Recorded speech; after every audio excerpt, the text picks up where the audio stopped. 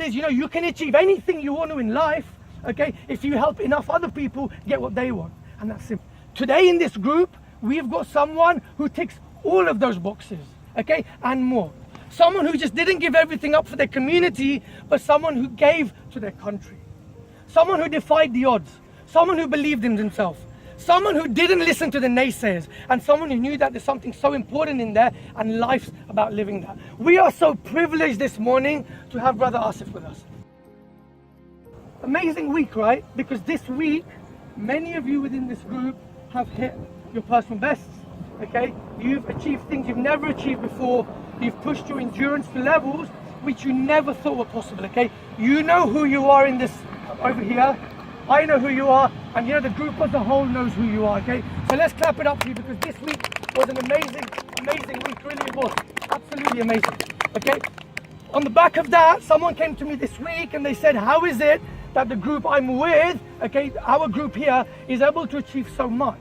Okay, what is it which allows all of you to achieve so much which other people can't do? And you know what? I loved the question, because the answer wasn't difficult. The answer was quick. The answer was so easy. You know what the answer was? I told him it's all about leadership, okay? That each and every one of you here is a leader, and each and every one of you understands one thing, and that is, you can achieve anything you want to in life, okay, if you help enough other people get what they want. And that's simple. And he looked at me and he said, what do you mean by that? What is so important about having leaders? I said, what the importance of leaders comes down to two things. Number one, it's the role of the leader. And number two, it's the actual quality of that leader. We all over here understand that leadership isn't about being in charge.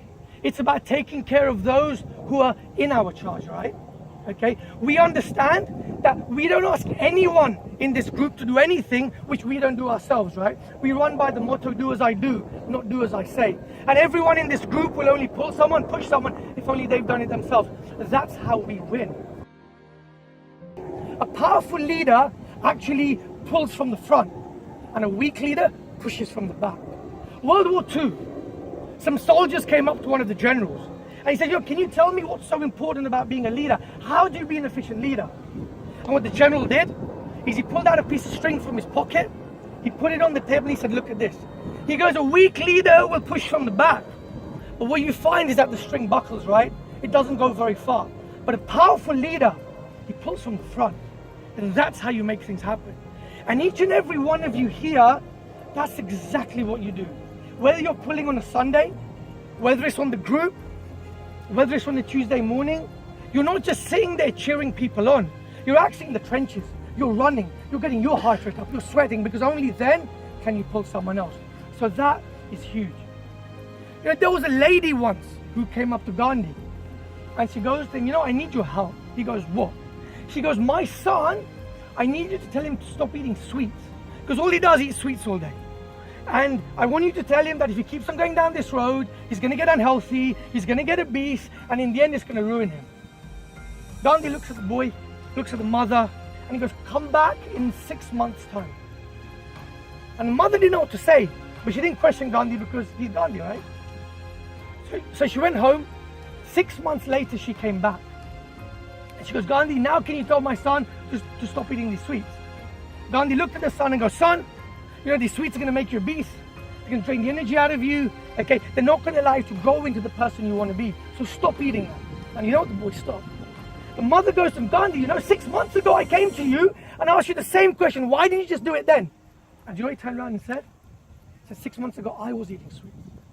Okay, leadership, right? It's all about leadership. Okay, before you ask other people to do something, you do it yourself.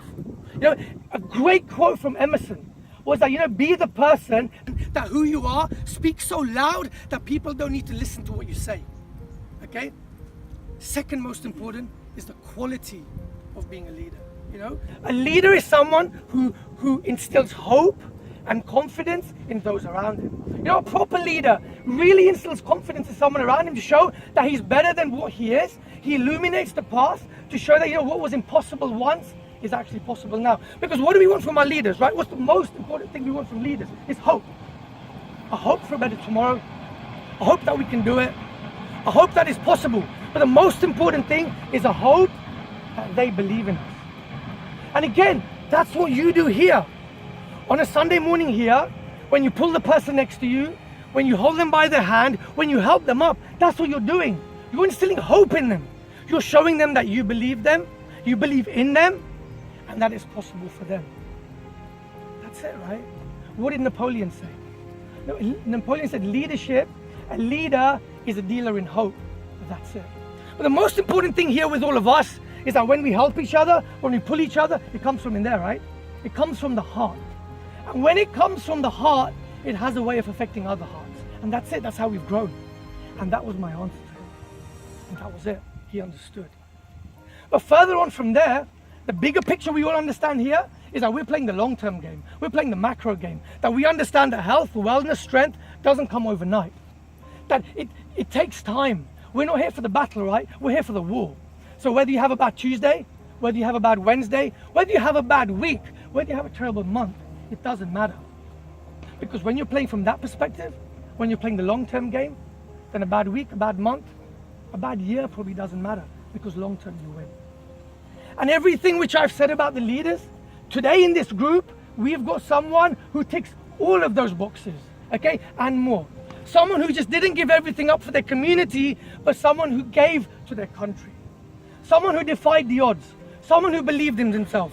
Someone who didn't listen to the naysayers. And someone who knew that there's something so important in there, and life's about living that. We are so privileged this morning to have Brother Aasif with us, okay? And Aasif has agreed to give us a short talk on just how he made it in life.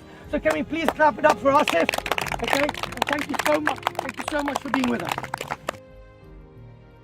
But having said that, I've come from a long journey from Mombasa, having come from a sporting family, which was really a helpful thing that gave me that environment, the encouragement from my parents despite very tough economic conditions. And in those days, people played sports for the love of the sports. But things have changed in the last 20, 30 years, where sports has now become a multi-billion-dollar industry.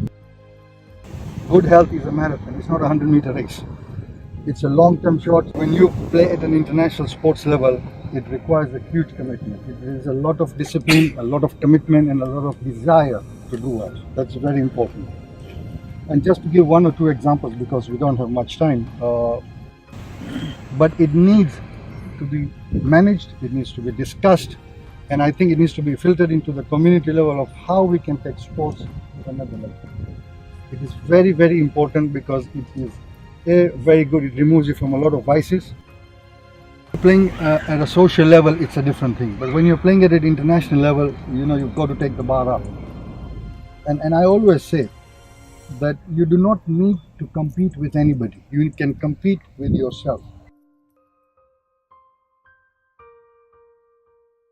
There was somebody I was looking up to, was my dad. So you all need a mentor that you can look up to see how they have lived their life and to see how you can emulate some of the strengths. When we were playing at a high level in cricket, we did not get any money. We played because, as I said earlier, we played for the love of the sport. So we had to put food on the table. So there was work during the day, and there was an evening practice, and then go back home, look after your young family, get things sorted, go back to the office where it was required. On the tours, daytime was practice, cricket matches, evening would be work. What is required is commitment to anything that you do. As the saying goes, people don't plan to fail, they fail to plan. So in anything that we do in life, I think we need to have a goal, we need to be patient. Some of us want results overnight. It's not going to be possible. As I said, it's a slow journey, it's a long journey, and you need to spend some time, decide on what you want to do. And I'm encouraging the parents here to try and support the youngsters. It is very, very important because it is very good. It removes you from a lot of vices. More importantly, you're going to get very good health, because how your health determines how your offspring are going to come later on. It may sound a little funny, but it's a very important role on how your genes go forward. And he was quite inspired with what he has achieved in the last few months. So it's really congratulations not only to Mahmood, I think that's a congratulations to this team. But this can only be done, as he rightly said, where we're here, one for all for one. Yeah. That you do not need to compete with anybody. You can compete with yourself. And I again give an example of how in athletics there is a competition called the bar jump. You have the bar, the guy comes and jumps over. The moment he crosses it successfully, he takes it up. So you don't need to compete with anybody. You need to compete with yourself, with your limitations, or with your strengths that are there. Secondly, if you really want to know who your enemy is, just wake up in the morning and look at the mirror. And that's your enemy. There is no other enemy. Discipline is required, commitment is required, and more importantly, the desire that you want to do well and what needs to be done to keep well. So right now, I try and maintain my fitness. Of course, I am not training the way we used to train, but it is important that for you to enjoy your life. Your health is very important. Money cannot buy health. So your health must be a priority one. It will be huge for networking, it will be huge for brotherhood, it will be huge for sharing ideas, and I'm sure sky is the limit with the inspiration that Mahmood has started, and he cannot do it without you guys. One thing before we finish, yesterday we were at the theatre with the kids. It was holidays, right? And as I sat there, as we sat with everyone, we were on the first tier at the top. There's these boxes there, right? Which you have to pay a lot of money for. So there was this one man in this box with his son. And I looked at him, and this guy was huge, okay? He was really, really big, okay? And, it just made me think that, look, I don't know if it's genetics or whatever, but, it just made me think that he had all the money to buy that box, but he would give up all that money to be one of you. And, it's so true what you said, what you do now will have a huge impact on where you are later. That money can be made later, but now, just make sure that you clock your health, so important. And through that, you'll achieve everything you want, okay? It's not about richness, it's about wealth, right? The wealth comes from here. Richness anyone can get. Okay, so let's get up. Let's give everyone around you a high five. Let's get in a circle and let's start circle one. Let's come around here.